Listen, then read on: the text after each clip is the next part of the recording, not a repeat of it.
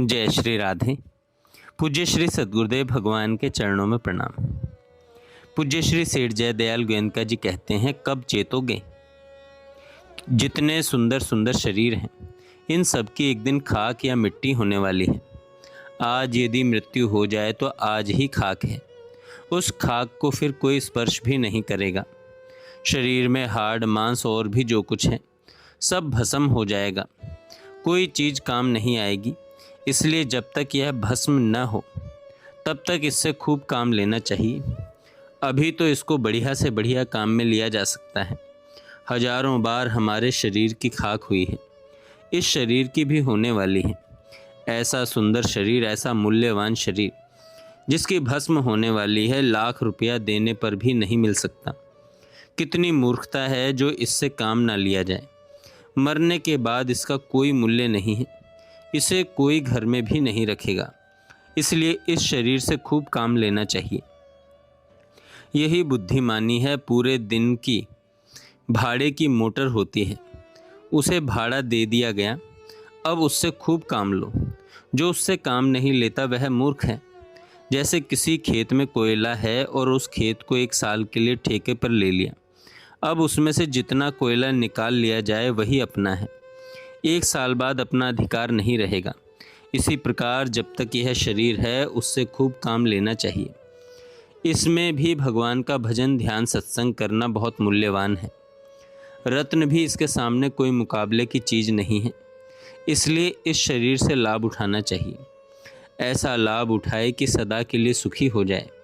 वर्तमान में तो हम रात दिन जल रहे हैं। उबलते हुए तेल में जैसे पकोड़ा जलता है, इस तरह जलते रहते हैं।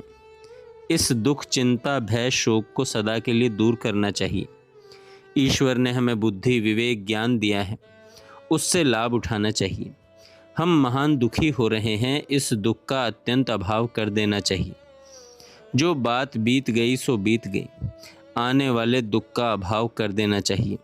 और यह मनुष्य शरीर में हो सकता है। मूर्खता से दुख होता है और मूर्खता है अज्ञान से। अज्ञान का नाश होता है ज्ञान से और ज्ञान होता है अंतःकरण शुद्ध होने से। इसलिए हम लोगों को भजन, ध्यान, सत्संग करना चाहिए जिससे अंतःकरण शुद्ध हो। भगवान ने गीता जी में कहा है, निष्काम कर्म योगी ममत्व बुद्धि रहित केवल इंद्रियां, मन और बुद्धि और शरीर द्वारा भी आसक्ति को त्याग कर अंतःकरण की शुद्धि के लिए कर्म करते हैं। आसक्ति को त्याग कर निष्काम भाव से कर्म करने से या ईश्वर के भजन से शाश्वत शांति मिलती है। जो पुरुष संपूर्ण कामनाओं को त्याग कर ममता रहित, अहंकार रहित, स्पृहा रहित हुआ बरतता है वह शांति को प्राप्त होता है। जो व्यक्ति संपूर्ण कामना, ममता, अहंकार को त्याग कर विचरता है वह शांति को प्राप्त हो जाता है।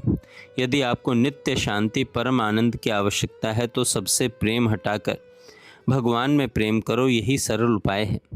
जैसे हमने यहाँ कीर्तन की धुन लगाई, श्रीमन नारायण नारायण नारायण, इसी तरह मरने वाले व्यक्ति के पास लगानी चाहिए।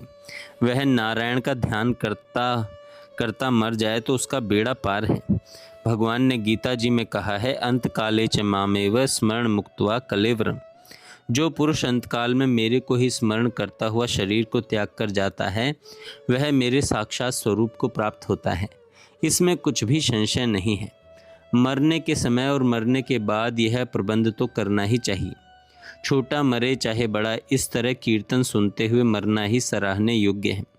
जिस प्रकार भीष्म जी ने गंगा किनारे शरीर छोड़ा, यह बड़े आनंद की बात है। मरने के समय बाहरी प्रयत्न में सबसे बढ़कर यही है कि मरणासन्न व्यक्ति को भगवान के नाम का कीर्तन सुनाए या गीता जी सुनाए। उसका स्वतः भगवान में, भगवान नाम में या गीता जी में ध्यान हो तो वह लाभ की चीज़ है ही।